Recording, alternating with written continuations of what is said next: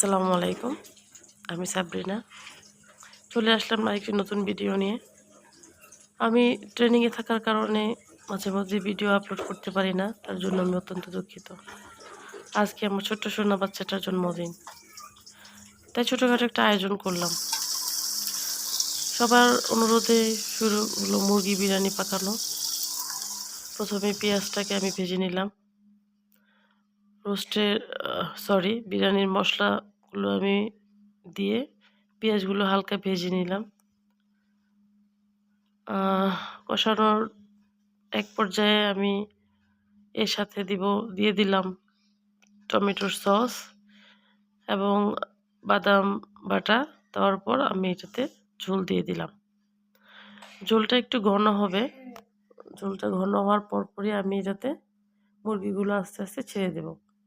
এখানে প্রায় 5 কেজির মতো মাংস ছিল। 5-5.5 কেজি মাংস ছিল। আমি 3-4 কেজি চাল দিব।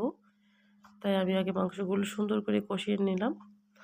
আমার কাছে কেন জানি কড়াইটা ছোট মনে হচ্ছিল, বাট ম্যানেজ হয়ে যাবে। মুরগিটা সিদ্ধ হলে মুরগিটা তখন আ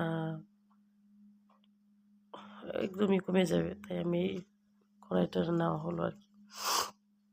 যাই হোক, রাতে ভয়েস ওভার দিচ্ছিলাম। বাচ্চাটা খুবই বিরক্ত করছিল।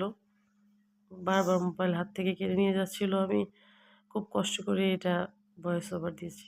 আপনারা আমার কোনো ভুল হলে ক্ষমা সুন্দর দৃষ্টিতে দেখবেন।